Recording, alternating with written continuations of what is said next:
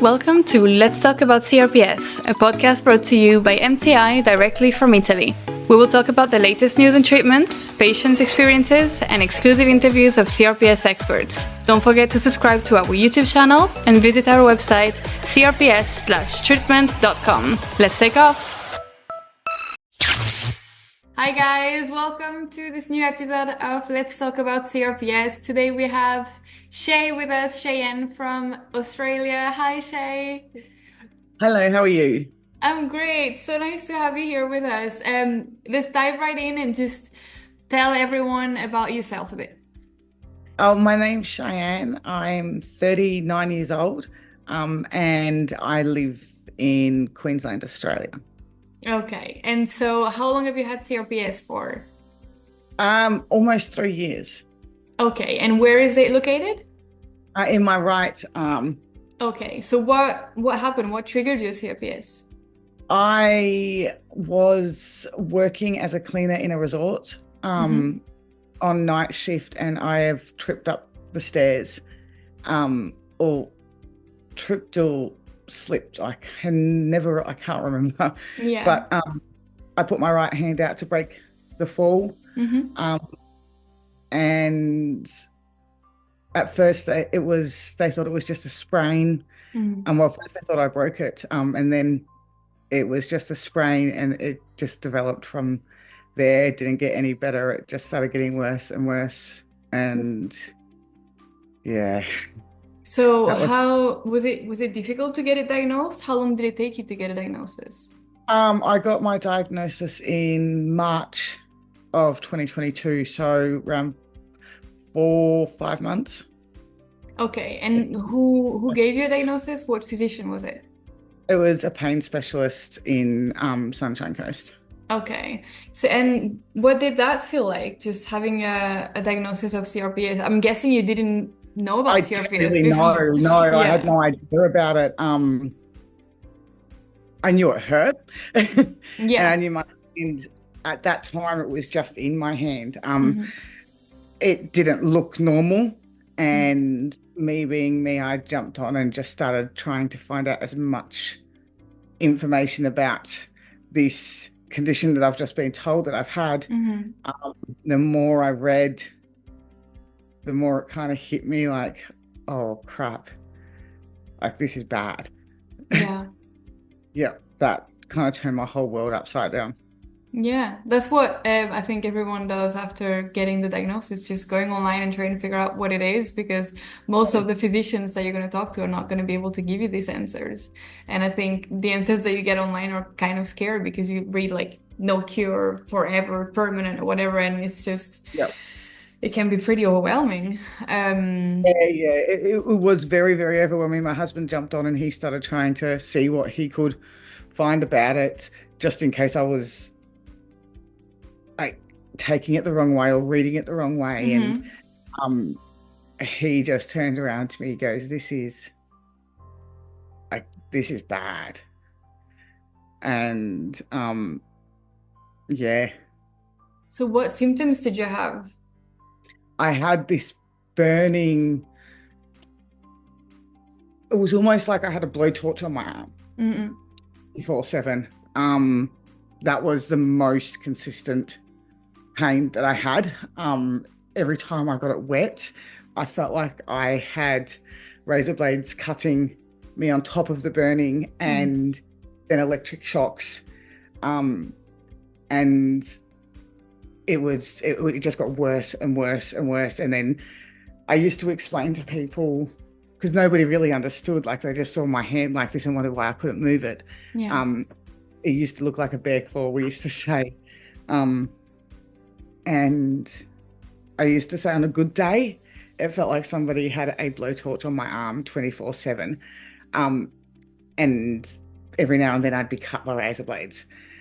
And people would just look at me like going, no, like, wow, kind of thing. And I said, on a bad day, you can add that with the electric shocks and then somebody chopping it off with a chainsaw. That was a bad day. And that was nearly every day at the beginning. Yeah. I remember when you came, your hand was also pretty much bended like this. Your wrist. Yeah, I it can was. see you using it a bit more It now. was. I can't even do it now. Like it was completely. Yeah. This It part was here really, was yeah. almost touching here, Yeah. and I couldn't straighten my fingers out. I mean, Yeah. I can't straighten them out 100% at the Yeah. moment. It's I can go like this now at least, and Yeah. That's I can crazy. do it. And the not much, but I'm learning my limits. So Yeah. yeah, So how's the medical community in Australia? Are they prepared for CRPS? not at all. Oh. Not at all. I had the first pain specialist I saw said, "Yeah, I've got it for life. There's things that they can try. They can try the the dorsal column stimulator," he said. Hmm. Um, he said, but it costs a lot of money and it's a 50-50 chance that it will work.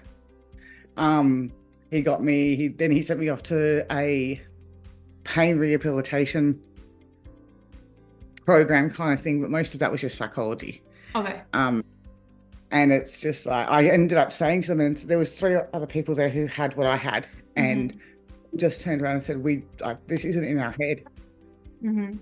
We're not making this up, and that's how it's made you, like it's how you're made Yeah. to feel. A lot of Hmm. medical community here. Um, when I started getting the contractions in my muscles and Hmm. my hands started curling over, I remember taking videos of each stage as it started going. I got told, well, there's nothing else to do but to amputate, and it's Who going to said start. that? The doctors Oh and my God. physio. Um, I ended up changing. I stopped going to a pain specialist. Probably it would have been around 6 months after I got diagnosed, because Hmm. all they wanted me to do was take all of these different pain meds, all like opioids and nerve blockers, and they wanted me to try medicinal marijuana and everything, but it wasn't working. Hmm. I didn't see the point of going back to the same people that were trying to get me to take these things. Yeah. So I pretty much dealt with it. Yeah. And I spent a lot of time in bed. Um, I'd call up my mum in tears, just saying, "I just cut it off. I'm done." Um, it got to the point where I spoke to my husband about assisted suicide, because I wasn't doing it anymore. I said to him, I said, "I'm not living like this for the rest of my life. That's not a way to live." And yeah, I got good at hiding it in the end, but it still wasn't. No, they don't have much here at all, and they're not open.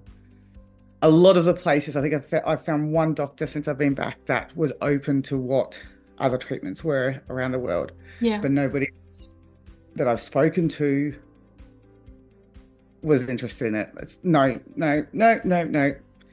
Why would you do that kind of thing? Why would you waste your money? Mm. Well, Before Italy, what treatment had you tried?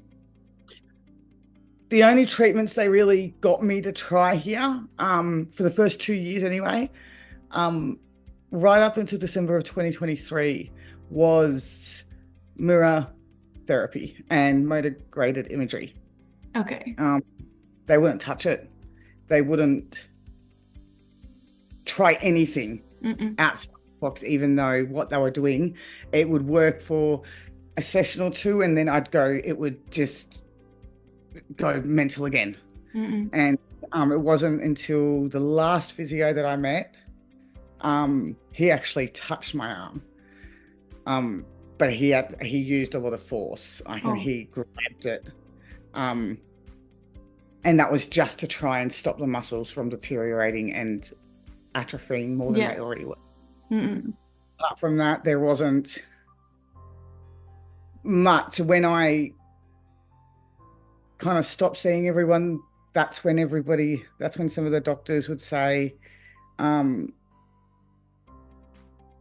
what about scrambler therapy, or what about this, or what about that? But there's no guarantee it's going to work, and it's going to cost this much, and you've got to have it this many times. And I'm just Mm-mm. like, but why would I want to, like, I'll give it a go, but at the time I couldn't put anything on my skin, so it Yeah. wasn't going to be beneficial. And then it wasn't, because I was going through a lot of court stuff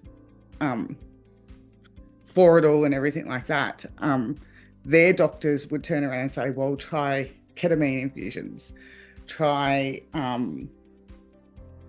there's another one, like a steroid almost, that you run every month for the first year and then once a year after that, but it costs so much money, and we kind of worked it out. And I said to my husband, I said, it's going to cost less paying a big upfront amount going, because by this time we'd already found Italy, than it is paying small amounts for the rest of my life. Yeah, 100%. So it just, yeah, but nobody was really interested in it before we come. So how did you find out about Italy then? I got sick of the doctors saying there was nothing that they could do, and I've got it for the rest of my life. So I started looking, at first I started looking around Australia. I just to Google CRPS treatments in Australia and nothing come up. It was the same mirror therapies and motor graded imagery and use this app or use that app or rada. Then I put worldwide and I found two. I found Italy and I found America. Okay. I did not have confidence when I spoke to or emailed the people from America. It just didn't. I had to put all this money up front before we even spoke to anybody. And I spoke with you guys and I said to my husband, I said, that's it. That's where I'm going. I watched all the tutorials 1,000 times over. I think I know every single one of them by heart now. And it was just like, okay, is this real kind of thing? I hope this is real. But at that point, I just didn't. It was the only little bit of hope I had. Yeah. There was nobody else was giving me anything. I wasn't going to be stuck on pain relief for the rest of my life. Like, that was not going to be an option for me. No, of course. So when did you come to Italy? July this year. July 24, okay. And can you tell us a bit about your treatment plan? We do work with, a lot of different CRPS specialists, and every patient does see specific specialists according to their CRPS case. So can you tell us about your treatment plan? That first day, I remember being so nervous. You were? I was so nervous. I was just like, I was nervous getting on the plane going over. But that first day walking into when Peter took us to the hospital, I remember saying to my husband very quietly, I don't want them touching me. Yeah. I'm scared. I'm scared of that. And the doctor was very, very, very confident with what he was saying. He didn't waver in any kind of doubt. That made me feel very reassured. Yeah. And then I went into my first physio session before the infusions. And I did not like Luigi at all because he was hurting me. But do remember, I remember giving him looks, and it's just like it was almost like he was laughing with him. He was like laughing under his breath kind of thing. I guess he'd seen it so many times before. Yeah. So, but it was at the end of that, near the end of that, where something just clicked. And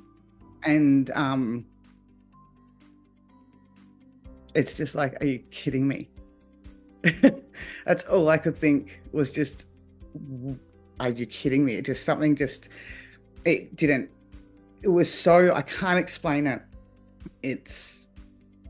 He was touching and he was doing the light touch and he's going like this and this, and I can even do that now. So that's a good thing. But he was going like this. And I remember I've looked over the videos and the photos and everything that we've been given from it, and the pain on my face, it was so evident. And I know my husband was freaking out a little bit. And then it just, after around 25 minutes, it was it was like as if it just went, oh, well, this isn't that bad kind of thing. And the pain reduced with the touch. Didn't last long, but it still reduced. That kind of put any doubt in my mind at ease. Because I'm just like, what was I worried about? Yeah, that's what Luigi does. That's the effect of Luigi on people for you. Yeah, it was just unbelievable. And he noticed the change as well straight away. And he's just like, okay. And it's just like, holy, like, oh my gosh, kind of thing. And then the infusions, that first day was great. Yeah. That I didn't get hardly any side effects. I got a little bit dizzy, I think, or maybe it was normal. I can't quite remember, but then it went away really quickly. Yeah. And Maria was great. She was so always kind of kept light mood in the air and everything like that. The nurse, right? Yes, yeah. She just Marcia, sorry. Just everybody there was just, it was just a very, very good experience and not something I was expecting. I was expecting to be a bundle of nerves the whole time, and I wasn't. It was awesome. I can't praise them enough because I'm a very anxious person. My anxiety can go through the roof from 0 to 100 so fast, and because of how confident they all were and because of how sure they were of what they do and how it works and how their treatments can help people, it made the whole process so much better. So, and it's evident. So. Yeah. So general good experience then. Yeah, sorry. I've noticed that my ability to speak lots has come back since my pain has dropped. So yeah, no, that's good. That's great. good. I love it. I love it. So then tell us a bit more about the results of the treatment. Like how quickly did they come and what form were they coming? And At first it felt like my pain started reducing very quickly after the first infusion, but it did go back up once I started doing more. Once I was able to walk more and I was able to do more and everything, and I was able to shower more, I did notice that it started going up again. But it didn't hit as bad as it was before I got there. I've noticed each week I'm on a very steady decline down with my pain. And the less my pain is, the more I'm able to do in physio, and the more I can get things like my hand, trying to get my hand moving and everything like that again. I've cried a few times since I've been back because I'm just like, I can't believe I can do this. And I'm noticing I'm doing things more that I wouldn't normally do because it's like I haven't done that in such a long time. And I'm hugging everybody. Because I couldn't hug anybody for almost 3 years. It was a very lonely feeling. And then when I was able to hug everybody again, that was awesome. Every single person I've hugged has cried. So it's so good. Happy tears, of course, but of course. Of course. So I think, during the treatment, because of all the professionals that you see, because Luigi eases, I think, the pain during your treatment week too, and teaches you how to move in a different way. So that helps during the treatment week. And then you're surrounded by people who know about CRPS, who know exactly what you're going through, because we're seeing hundreds of patients, so we know what you're going through. And I think that's something that during the treatment week kind of helps a patient to relax and then talk about tourism and talk about the food and everything. And you just that's when the pain seems to be getting a bit better during the treatment week. And then when you go back to, your routine and just life in Australia or in America for other patients, then you can kind of feel the pain coming back, but it's not that it never really left. It's just you were feeling it a bit less because you were feeling yourself a bit more. Yeah. And then you can just kind of feel everything like coming back when you go back to the States. But there's a few people who say, you know, I feel a bit more pain when they come back, and it's normal because you can really feel that the patients do feel a bit better when they hear because of their Yeah. surroundings. And then of course the A results lot of the treatment. calmer, and it's a lot more, it's got so much more peace. Yeah. And I never knew, and another thing, like with my treatment and team and everything, I never knew how much breathing could help with movement until my session with David. That was, Oh, you saw David too? yeah, that Yeah. blew my mind just with how much more I was, especially my shoulder, Uh-huh. because that was that was a lifesaver. That one, that Yeah. really was. That was it blew my mind. I had to look at the photos like 3 or 4 times when I got back to the motel, going, "That is not really happening," kind Yeah. of thing. But yeah, no, it's been insane, and the diet as well. Knowing I've noticed even now at home, there's days where I can't. I don't have that option to have something that is on the like the preferred list of food and everything Hmm. like that, anti-inflammatory stuff. And I'll notice that I feel it a little bit more in the days after.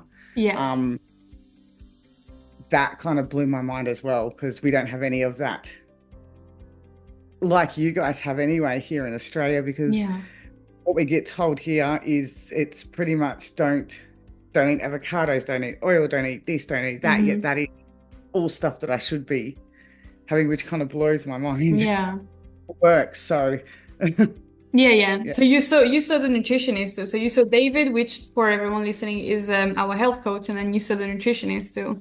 Um, Nutrition is so important, and I think there's very few people who talk about this, but in particular for chronic pain condition, nutrition is so important. And anti-inflammatory diet, as you said yourself, when you start to follow an anti-inflammatory diet, and then one day you can't manage to eat one of the preferred food on the list and you have to eat something else, you will feel the difference. Like the Yeah, alimentation has such a big influence on flares up too.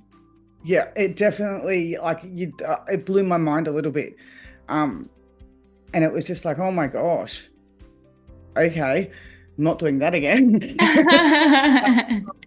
Yeah, it's just like wow, it's definitely opened my eyes to. It's not just about the pain in my arm; it's about It's a holistic thing. It's feeling. not just, like you said, focusing on the pain. It's focusing on your muscle, the atrophy that comes with CRPS, the nutrition to help the inflammation from the inside, and the breathing exercises and desensitization of the affected areas. There's just so many things to look at and not just, let's say, the Neridronate infusions and then hope for the best. You know, what we've done is really create a team so that we create the best for you. We don't hope for the best. So I think it's super important that you got to see the whole treatment team. Yeah, but we It's, weren't going to not. I mean, we. I said to Brian, I said we're going to give. I'm going to give everything to this, because if I get if something is suggested to do, I'm going to do it, because I haven't come all this way to not. And if it's going to hurt, it's going to hurt regardless. I've always been like, I've been in pain for the last 3 years. So mm, what's a little bit more if it means it's going to change something? yeah, I was scared though, but I wasn't going to let that stop me from doing what I was there for. of course. So What would be your message for any CRPS patient listening to us right now? go, don't don't be afraid to try any of or try anything that any of the specialists or the team suggests for you to do, because you've got to try it all as a whole.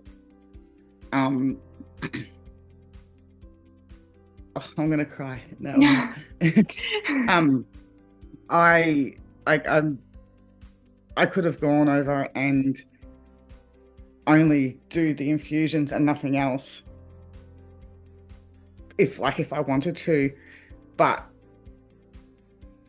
that would be like just having drugs here.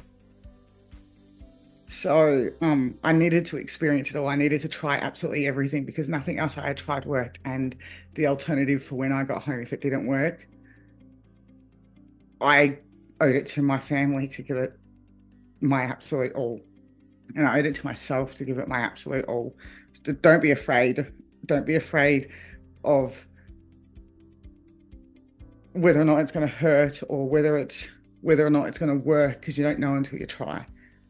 And we've put up with this pain. A lot of people don't understand it unless they've got it. You put up with that pain for so long